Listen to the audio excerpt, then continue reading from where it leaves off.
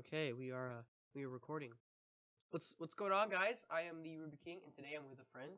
Um, this Hey, this is gonna be a recorded podcast. I'm not gonna do this live because nobody watches me yet. But from there, um, I can maybe get a fan base going on, or just um, population going on my channel. Hopefully, let me add that so you guys can hear him. Um, so yeah. So what shall we start off? Currently you are seeing an image. Yeah. now, Anyway, so personally, I think we should talk about video games. we're gonna start on the topic of video games. Yes. What about video games? Well, I just feel like the new State of Decay game, the second one that's coming out, just needs that extra push. Like, I've played the first one, and it's a very good game, very high quality. I understand. And yeah, I mean, supposedly this is like multiplayer is a big thing that will be added to that game, and now, what I want to see is initial character customization. That would be nice. Okay. You load into the game, you can customize your character as the main character, and then you go straight into it. I understand. Is it State of Decay Yoss? No. I'm sorry. I don't know nothing about this game. But I feel like that is a crucial thing in these AAA marketed games. They definitely do need character customization. Without that, it's not. It's definitely a good feature to have, and it's probably something that carries most games. Like Grand Theft Auto, take that for example. You can create your own online character and not take like a custom made. Or look at Gary's Mod. You can download other um you know character models and you can play as that character model. I feel like that customization is what brings games to success. Certainly, but the thing was in the original State of Decay is you have preset characters and with their own skills and traits, and if let's just say you run into an unfortunate accident, you get surrounded by a horde of zombies, and you get killed. Any survivor you have found, you can play as them, and that's is very unique from what I know. And I think Y- you can do the same thing in the second one. yeah. That not knowing the game, that does sound pretty unique. And I think I don't know the game series. I'll be honest, I don't really know. So I Yeah, wouldn't the first like. one wasn't really well developed. I mean, it was certainly a good start. It didn't really have that proper development. Absolutely. Um. Uh. So going on with that, let's talk about the new Far Cry 5. I know like you know it's not here yet, but I think it's pretty cool. Do you know the Far Cry series? Yeah, I'm familiar with it. Yeah. After looking at the trailer, which is pretty awesome. I'm kind of really happy with what they did here. Um, Making it, I know like all Far Cries are like multiplayer. I think all of them are. I don't have a Far Cry, but I've seen people play it. And go with that, I definitely think it is going to be probably the new game that everyone's going to be, going against. Like how GTA 5 was a big hit and it still is. Far Cry 5 is definitely probably going to be going to be a big game. Yeah, I certainly have high expectations for it. You have high expectations for it? Of course. I mean, Far Cry series is a very good series, very well built up. I think they do deserve their popularity. I If do you too. if you go to Far Cry 4, which I'm pretty sure it's down here. Here you go. It has 15,000 out of all the reviews. It has 15,000. 77% are positive. So it's mostly positive out of the 15,000 people. The recent reviews, last 30 days, 74% of it was positive. So we're getting it's about 3/4. Oh, sorry, 3/4 of the whole population is of the population that are like getting the game are positive, and I feel like that the evolution of Far Cry 4 to Far Cry 5 is definitely going to be one of the more, it's going to be really, you know, really creative. I feel like I might get it in the future. Yeah, certainly with the new place and location. That Hmm. sounds. That really is something I haven't seen too common. Yeah, I do want to like Far Cry 4. I don't know where it took place. Let me check really quickly. Took in Kyrat. That's like around India.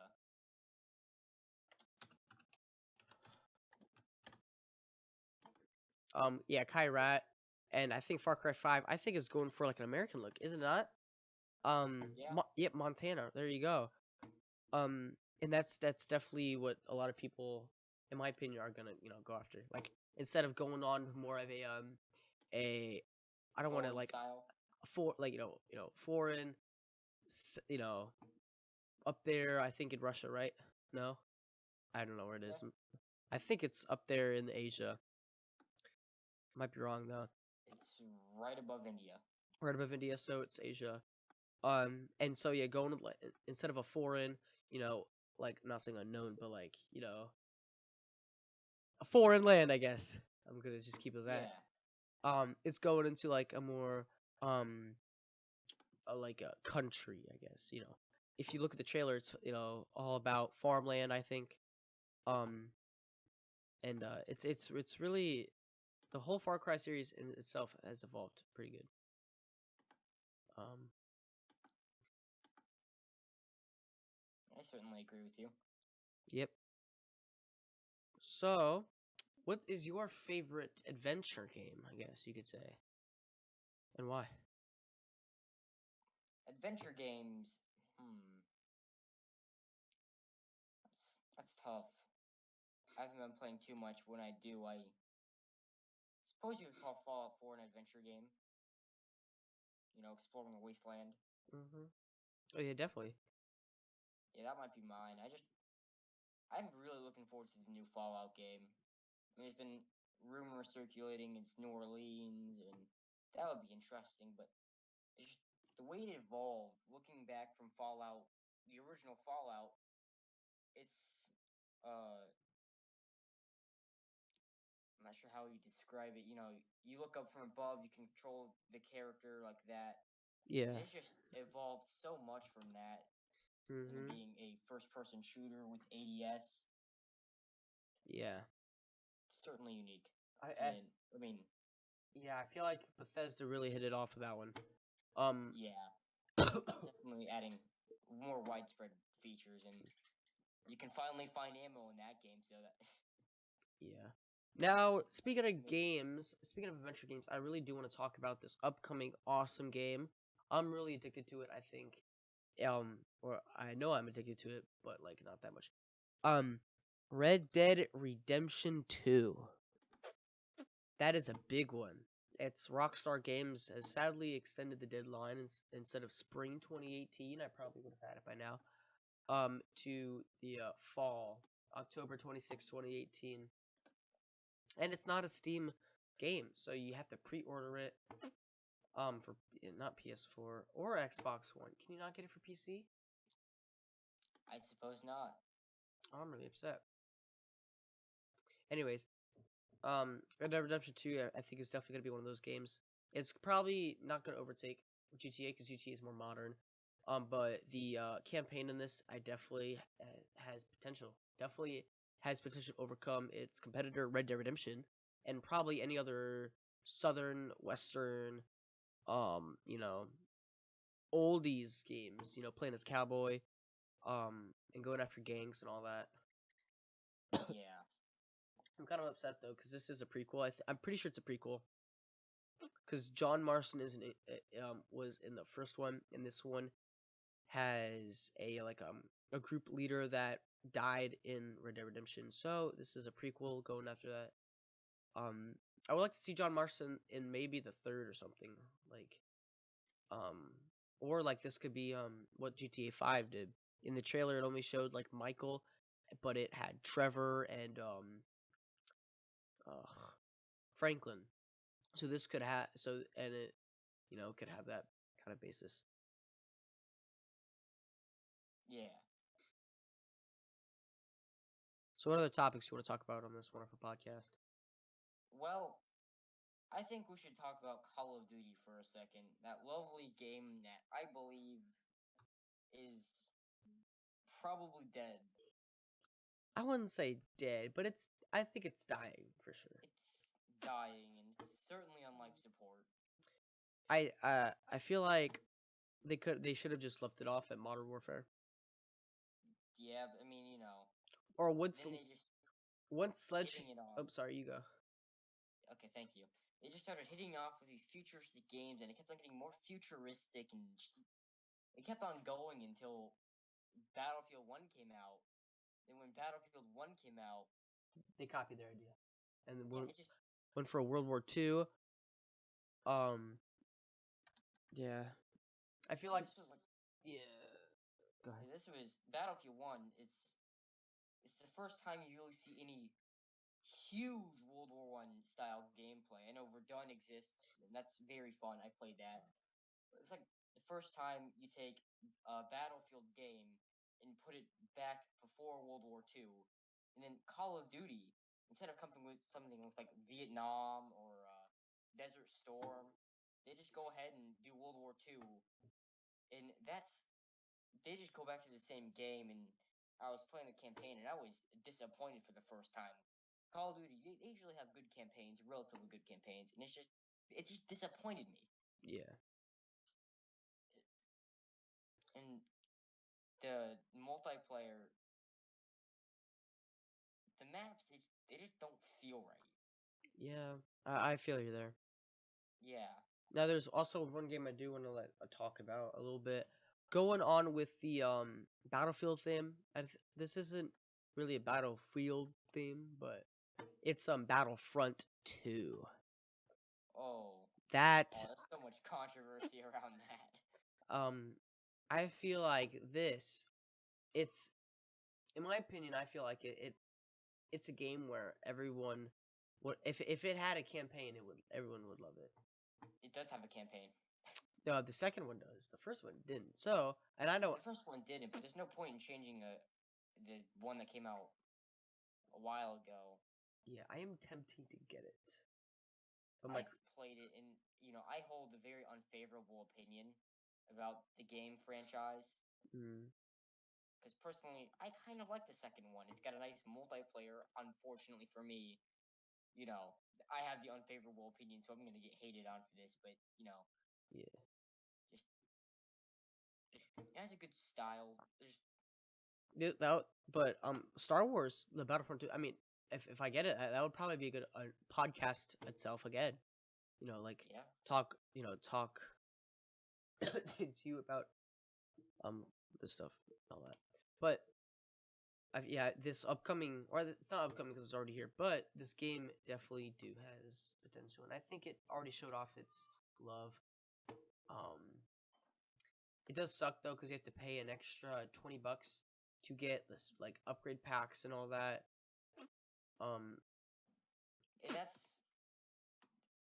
That's where we see EA's flaws. They want to put as much microtransactions as possible to make more money. Yeah, they really showed off their greed. Oh yeah. And that is a major flaw. You never want to do that, and they hit a home run with that. It was disgusting, really. That's really in the beta, they wanted to put microtransactions on every tiny thing. If you want to get a new character, buy it. You want to get anything really, you gotta buy it. So, okay, imagine the base game as a hamburger. EA, literally what they did was cut everything up, took a small portion of that, took off the buns, put them together. So you got these two tiny pieces of buns. This is a base game. Everything else costs money. Fans are like, no, We don't want that. Yeah. Let's talk about the dying games. The dying games. I'm sorry, I'm just a little bit sick. But one of the games that I do want to call out, and I might get a lot of hate for this, but in my opinion, I feel like Titanfall died. You know, the second one, it looked good. I haven't played it, but I've seen people play it, and I'm not a fan of it. I enjoyed it. It was a nice campaign. It was, but I just, I'm not like. Yeah, It's, you're not all crazy about it. yeah, I mean, what does Titanfall 2 have that, you know, Titanfall doesn't? That's a not a really good question, but like, what is so enjoyable about Titanfall 2? I mean, Titanfall 2, it's like any other sequel. You continue the franchise, and you know, you want the adventures of the main character from Titanfall to continue. You play the second one. It's Yeah, like playing Modern Warfare. It's like playing the Modern Warfare series or the Black Ops. You play the second one to get what everyone else is going on, and solve the whole Woods died conspiracy when he really didn't. mm, yeah. I'm personally not a fan of Titanfall. I have the original on Xbox, and I played it. It's a good multiplayer. It's kind of like has that um EXO and the kind of that EXO feeling, like Advanced Warfare. Going with like the double jumps and the jetpacks and all the wall ride. That's pretty cool. But the second one, I feel like it's just a reboot of the first one, and I'm not really. Yeah. So I want to talk about Done for a second. They've recently released their new game Tannenberg, which I guess I'm gonna purchase it as soon as I get my Xbox fired up. But play that next time we do a podcast. I'll tell you my thoughts and opinions. But I was reading the description of it, and they say they have interchangeability between the games if you own both of them. So I have Verdun on my Xbox. I love the game. It has a realistic feel to it, and that's something you don't get with most common games is a realistic feel. I know Rainbow Six Siege has a realistic feel to it. You go around tactically shooting people with very high damage. Mm-hmm. I mean, in Verdun, you got a rifle and there's someone over there who doesn't see you. You shoot them, they're dead. Like, it just feels right. Yeah, but And that reminds me of Battlefield 1 now. It says in the description, Merciless Trench Warfare offers a unique battlefield experience. If you look at Battlefield 1, I mean, not hating, but it reminds me a lot of it. And that's what I hate. I hate reboots. I hate it that when one, you know, group of developers try to make a game that is already out. well, what separates Verdun from everything else is that Battlefield 1, it isn't meant to be that realistic. Because if you shot anybody with a rifle, they'd be on the ground dead.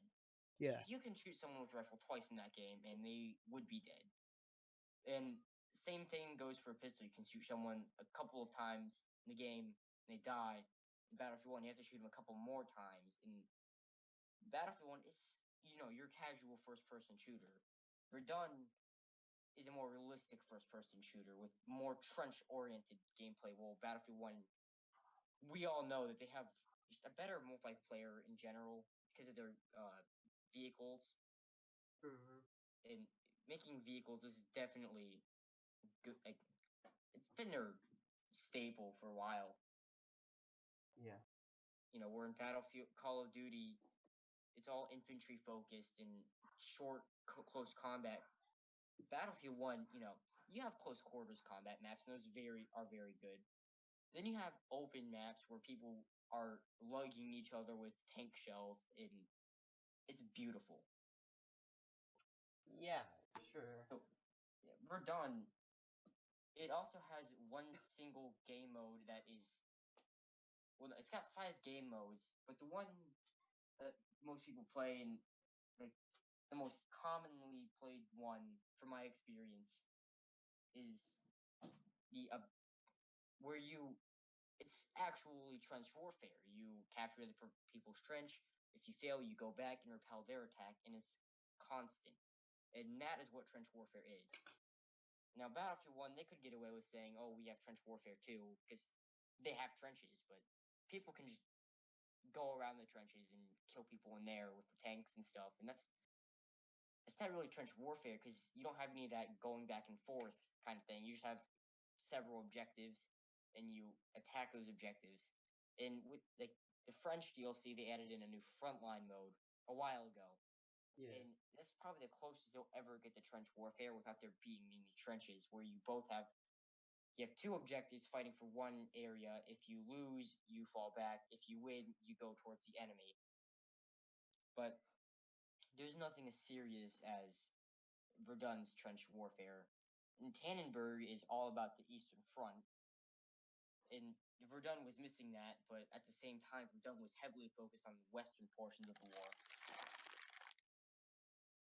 Now I don't know the game. I haven't seen people play the game, but I feel it sounds like it's more realistic in the combat kind of way, you know.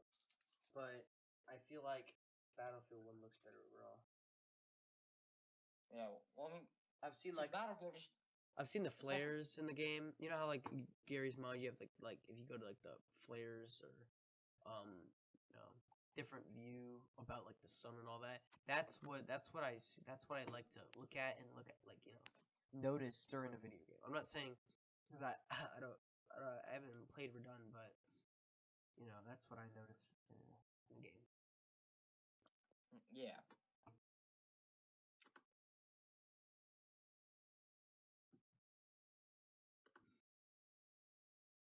Anyways, well, I don't want to end it too soon, but it's been a good 20 some minutes. Yeah. So I think I am going to end it here. All right. All right. Thank you guys for watching this little podcast about video games. We'll hopefully do. I'll probably post at least 3 a week. I don't know, because I need to, render this thing out, and it take like 10 minutes. You know, all that. So, yep. So thank you guys for watching. If you liked it, push the like button in the face like a boss. No, I'm joking. Tap that little like button. You know, with all the anger you have, and you know, maybe you'll get lucky. So, yep. Bye. Say bye, Cone. Goodbye.